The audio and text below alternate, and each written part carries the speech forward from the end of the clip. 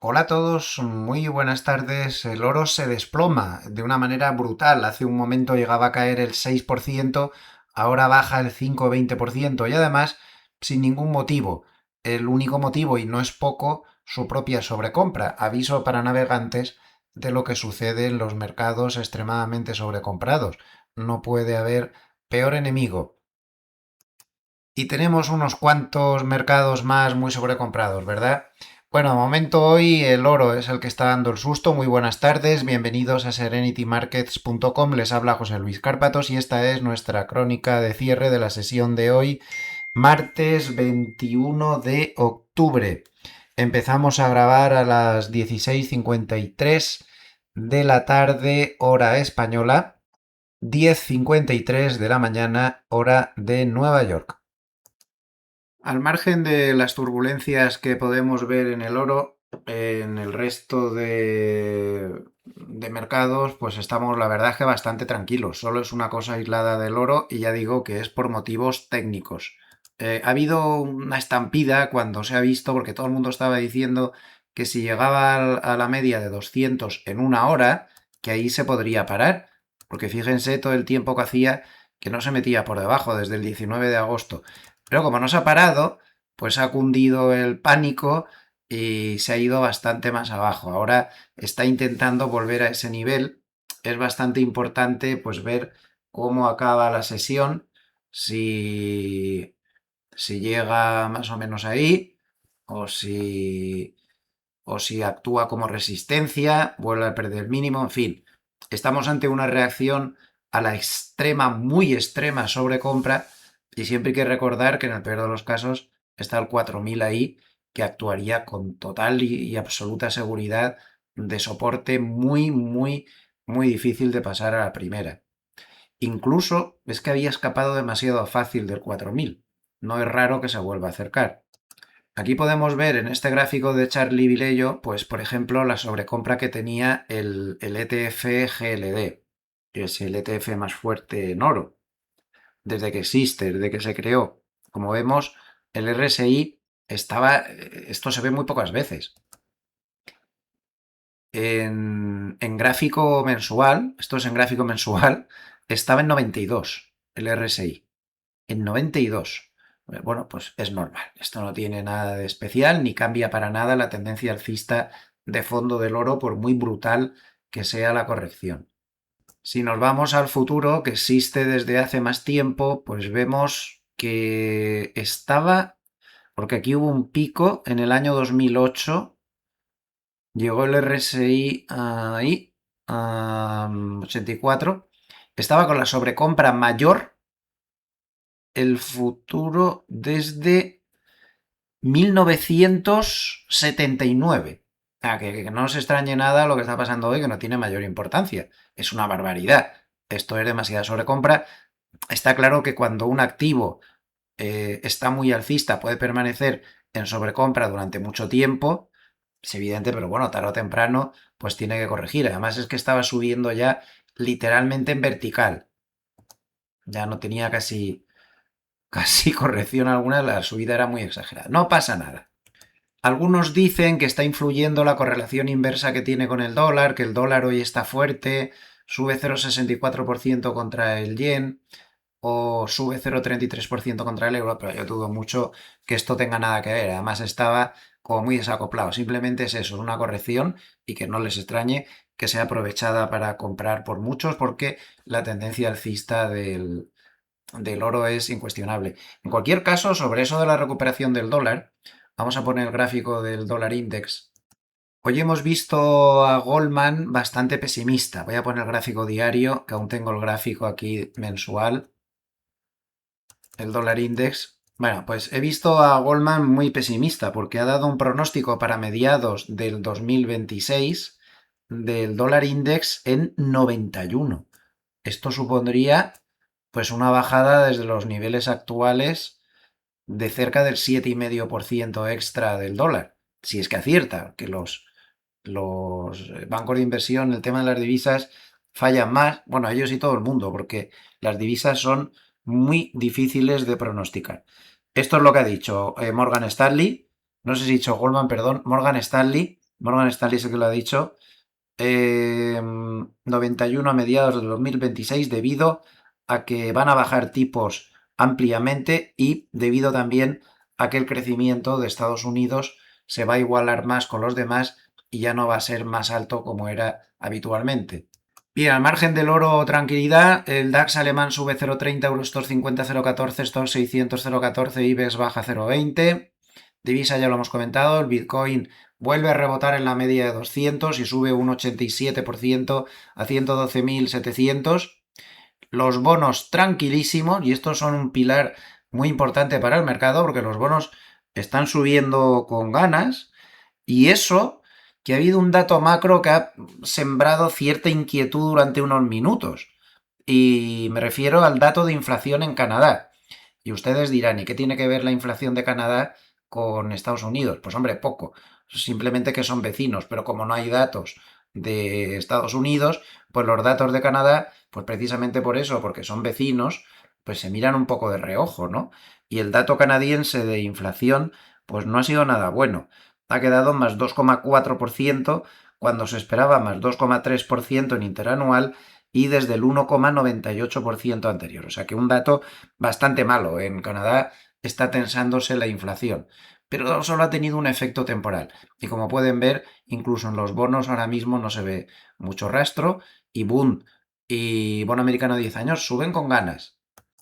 Y como podemos ver en este gráfico de rentabilidades, pues de nuevo vuelve a hacer incursiones por debajo del 4%. Sería una excelente noticia para las bolsas que el bono americano a 10 años consiguiera romper a la baja esa rentabilidad del 4%. Cuanto más se aleje, perdón, de la zona de arriba, de los 4 y picos 5%, pues mejor, menos lío, menos cosas se pueden romper en la economía, menos posibilidades de problemas crediticios, mejor para todo el mundo. Los bonos a 30, que ya saben que estuvieron súper tensos en fechas anteriores, también se están relajando mucho y tampoco se puede descartar que llegaran a acercarse al 4%, aunque aún le queda mucho. En este momento la rentabilidad del bono americano a 30 estaría en el 4,55% aproximadamente. Se me ha olvidado decir que la caída que está teniendo hoy el oro es la peor desde el COVID, prácticamente, desde unos meses después del COVID. Los futuros americanos, pues tranquilos, el SP 500 sube 0,17% sin ningún problema, sigue la tendencia alcista clarísima. El Nasdaq baja un poquito, 0,05, muy poca cosa, y el Russell pues sube 0,04%. Tenemos un par de valores bastante interesantes. Por un lado, General Motors, que ha dado unos resultados sorprendentes, muy buenos, no tan afectados por los aranceles como todo el mundo se creía, y encima ha dado unas previsiones realmente excelentes. Y como podemos ver, la subida es apoteósica, más 15,04%. Lógicamente, pues está arrastrando a todo su sector. Vean Ford, por ejemplo, Ford está subiendo 3,70%, prácticamente. Muy buenas noticias para el sector de automoción que ya le hacía falta. También han contagiado de rebote, como no podía ser de otra manera, el sector de automoción europeo, que gana 1,13% y si no me equivoco, pues es el mejor de todos los sectores. Lujo también está bien, más 0,78, seguros más 0,72. En cambio, mal alimentación y bebidas en general, los defensivos. Alimentación y bebidas, menos 0,52. Cuidados de la salud, menos 0,24. Telecos prácticamente plano. Los defensivos no están muy brillantes hoy. El oro ya lo hemos comentado, ahora cae 4,70%, hasta 4.154, pero está $60 por encima del mínimo del día que ha tocado hace pocos minutos. Tiene una volatilidad realmente brutal. Y el petróleo, pues plano, hasta 57,02. Goldman, en este caso sí ha sido Goldman, que antes me he confundido y era Morgan Stanley. Goldman ha dicho que más o menos se quedará por estos niveles bastante estable. Ah, perdón, estamos diciendo que había dos valores importantes en el día de hoy. Uno era General Motors y el otro es Apple. A pesar de que no está subiendo mucho, más 0,31%, tiene muy buenas noticias. Además, bueno, no sube tanto porque está en zona de máximos y ya le cuesta más, pero está muy alcista. Y es que Wells Fargo le ha subido la recomendación, el precio objetivo, de 245 a 290. y está a 263, o sea que aún le da mucho margen. Y Goldman además ha hecho un pronóstico de resultados pues bastante bueno. Hoy se está hablando mucho de inteligencia artificial, como todos los días, la gran concentración que hay. Bueno, pues he visto un gráfico curioso de Goldman donde se ve que efectivamente es la concentración mayor de toda la historia moderna, pero si nos fijamos y por curiosidad, observen ya en el siglo XIX cómo transportes llegó a ser el 70% del mercado y antes, a principios del siglo XIX, finanzas e inmobiliaria era el 90 y tantos por ciento del mercado. No obstante, en la época moderna, desde 1900 en adelante, nunca ha habido tanta concentración. Lo máximo que hubo fue en los años 50, después de la Segunda Guerra Mundial, donde energía y materiales básicos pues llegaron a suponer una concentración parecida a esta, pero algo menos. La amplitud del día es algo floja. Tenemos en el NISE 1,3 valores a la baja por cada valor que sube y en el Nasdaq 1,7 valores a la baja por cada valor que sube. Bueno, no hay muchas ganas de subir, pero tampoco parece la cosa muy grave. Al que sí que hay que echarle un ojo es a Alphabet, que baja 4,17%.